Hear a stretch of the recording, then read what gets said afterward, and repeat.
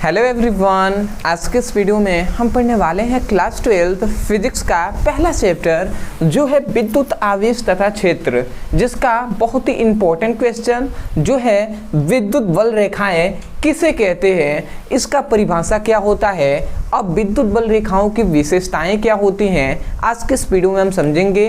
और मैं आपको विश्वास दिलाता हूं कि बहुत ही आसानी तरीके से आपको समझ में आएगा। तो चलिए हम समझ लेते हैं। तो यहाँ पे हमने लिख दिया है विद्युत बल रेखाएं। अब सबसे पहले तो हमें यही समझना है कि विद्युत बल रेखाओं का परिभाषा क्या होता है। तो परिभाषा समझने के लिए आपको यहाँ पे केवल कुछ समझाया जा रहा है, उस पर ध्यान से समझना है। यहाँ पे दो आवेश हैं, एक है प्लस क्यू आवेश और एक है माइनस क्यू आवेश। दो आवेश भैया, एक है प्लस क्यू, एक है माइनस क्यू आवेश। अब यहाँ पे ध्यान से समझेंगे, यहाँ पे हमने मान लिया कि यहाँ पे हम एकांक धनावेश ले रहे हैं, ठीक है। इसका मान एक है जिसे हम एकांक धनावेश कहते हैं या परीक्षण आवेश भी कहते हैं। इसका नाम क्या है? एकांक धन आवेश, ठीक है। अब थोड़ा सा समझेंगे आप, तो ये भी धनात्मक आवेश है, ये भी धनावेश है। तो ये वाला क्या करेगा, ये इसको प्रतिकर्षित करेगा, मतलब इसको दूर हटाएगा, कहेगा ना, क्योंकि विपरीत क्या है, सामान्य आवेश है, ये भी धनात्मक ये भी धनात्मक, तो ये क्या करेंगे, प्रतिकर्षित करेंगे। परंतु ये देखिए माइनस है और यहाँ पे है प्लस, तो ये वाला जो आवेश है ऋणात्मक आवेश, ये इस वाले आवेश को अपनी ओर आकर्षित करेगा। समझ रहे हैं? इसी प्रकार और भी बहुत सारे एकांक धनावेश होंगे, तो इसी प्रकार ये इसको प्रतिकर्षित करता रहेगा और ऋणात्मक आवेश से इसको आकर्षित करता रहेगा। तो ये इस प्रकार से करते रहेंगे तो एक प्रकार का ये एक रास्ता बनेगा, एक रेखाएं इस तरह बनेगी ना, ठीक है। मान लेते हैं यहाँ पर एकांक धनावेश है, यहाँ पे मान लेते हैं कि एकांक धनावेश है, तो इसी प्रकार ये इसको क्या करेगा, प्रतिकर्षित करेगा और ये वाला इसको क्या करेगा, आकर्षित करेगा। तो इस प्रकार एक रेखाएं बनेंगी कि नहीं बनेंगी? बिल्कुल बनेंगी। आप समझ रहे हैं, रेड कलर का हमने दिखाया है इस प्रकार, तो ये इस प्रकार की एक रेखाएं बनेंगी और इसी रेखा को, ये जो रेखाएं बन रही हैं, क्या बन रही है, रेखाएं बन रही हैं, तो इसी रेखाओं के पथ को, पथ मतलब होता है रास्ता, तो ये जो रास्ता बन रहे हैं, तो इसी रास्ते की रेखाओं को हम विद्युत बल रेखाएं कहते हैं। समझ में आ गया होगा। तो आप परिभाषा क्या कहेंगे? आप परिभाषा यही कहेंगे, देखिए यहाँ पे धनात्मक आवेश है, यहाँ पर ऋणात्मक, जहाँ भी आवेश होता है उसके चारों ओर वैद्युत क्षेत्र उत्पन्न होता है। तो हम यही कहेंगे, किसी वैद्युत क्षेत्र में उपस्थित एकांक धनावेश जिस पथ पर गमन करता है, ये एक रास्ते की तरह है कि नहीं है, इसी रास्ते पर न गमन करेगा, ये इसको प्रतिकर्षित करेगा, ये इसको आकर्षित करेगा, तो ये एक रास्ता बना ना। तो जिस पथ पर गमन करता है, ये एक रास्ता है जिसे हम पथ कहते हैं, तो जिस पथ पर गमन करता है उस पथ की रेखाओं को, उस पथ की रेखाओं को ही हम क्या कहते हैं, विद्युत बल रेखाएं कहते हैं। आशा करते हैं आप परिभाषा समझ गए होंगे। परिभाषा आप क्या कहेंगे? आप यही कहेंगे कि किसी वैद्युत क्षेत्र में उपस्थित एकांक धनावेश जिस पथ पर गमन करता है उस पथ की रेखाओं को वैद्युत बल रेखाएं कहते हैं। परिभाषा हम चलिए लिख दे रहे हैं, समझ गए होंगे आप। तो हम क्या लिखेंगे,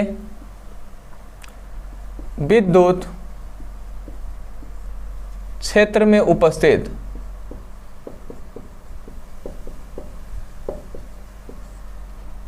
एकांक धनावेश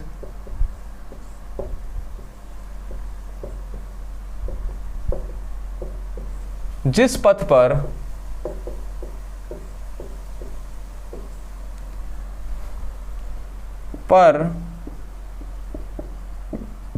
गमन करता है उस पथ की रेखाओं को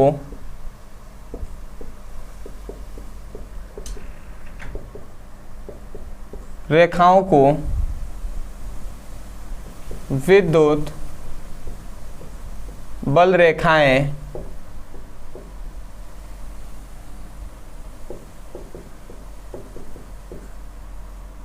कहते हैं। तो आशा करते हैं आपको विद्युत बल रेखाओं का परिभाषा समझ में आ गया होगा।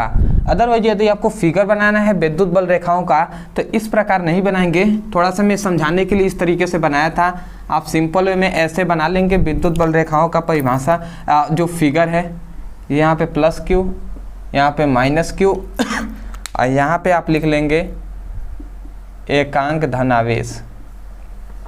ठीक है, आप फिगर इस प्रकार बना लेंगे।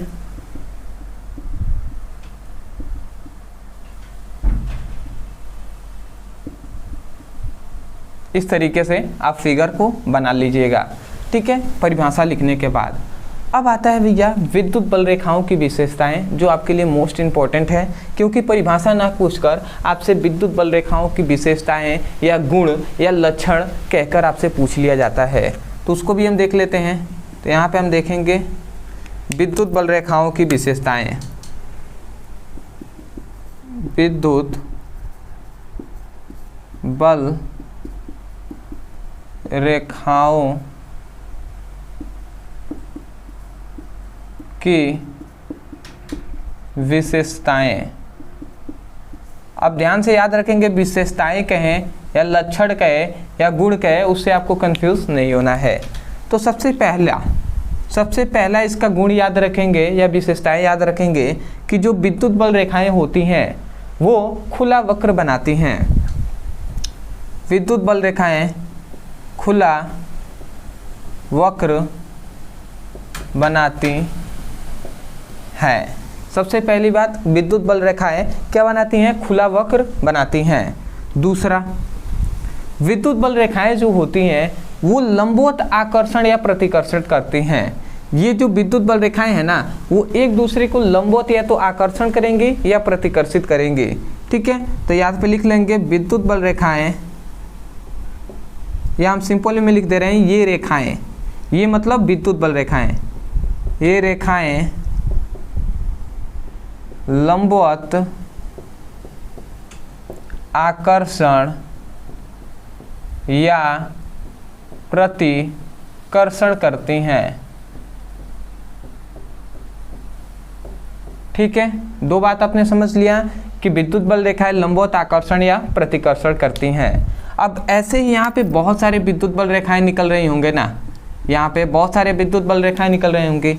तो देखिए, जहाँ पर ऐसे ही यहाँ से बहुत सारे विद्युत बल रेखाएं यहाँ पे प्रवेश कर रहे होंगे, तो देखिए जहाँ पर विद्युत बल रेखाओं की संख्या अधिक होती है, मतलब विद्युत बल रेखाओं की जो संख्या है जहाँ पर अधिक होंगी, वहाँ पर वैद्युत क्षेत्र की तीव्रता, वैद्युत क्षेत्र की जो तीव्रता होती है वो भी क्या होगी? अधिक होगी। समझ में आ गया होगा कि जहाँ पर वैद्युत क्षेत्र मतलब वैद्युत बल रेखाओं की संख्या अधिक होगी, वहाँ पर वैद्युत क्षेत्र की तीव्रता भी अधिक होगा। तो हम यही तीसरा लिखेंगे, जहाँ विद्युत बल रेखाओं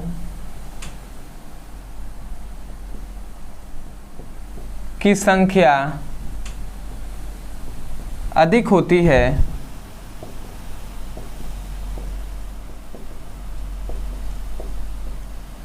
वहाँ विद्युत क्षेत्र की तीव्रता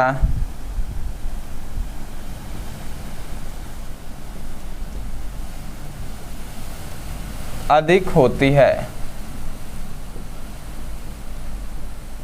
अब यहाँ पे जहाँ विद्युत बल रेखाओं की संख्या अधिक होती है, अधिक भी लिख सकते हैं या सघन भी लिख सकते हैं, सघन। ठीक है, सघन लिखे या अधिक लिखे कोई बात नहीं है, पर सघन लिखेंगे तो बेटर रहेगा। सघन एक तरह से जहाँ पर ऐसी रेखाएं होती हैं वहाँ सघन का इस्तेमाल हम कर सकते हैं, सघन लिख सकते हैं या अधिक भी लिखेंगे कोई दिक्कत नहीं है। ठीक है जी, तो हमने 3 आपको बता दिया। चौथा याद रखेंगे कि जो विद्युत बल रेखाएं हैं ना, ये एक दूसरे को प्रतिच्छेदित नहीं करती हैं, मतलब ये विद्युत बल रेखाएं जो निकल रही हैं ये एक दूसरे को कभी भी काटती नहीं है, एक दूसरे को कभी भी काटती नहीं है। तो हम क्या लिखेंगे? विद्युत बल रेखाएं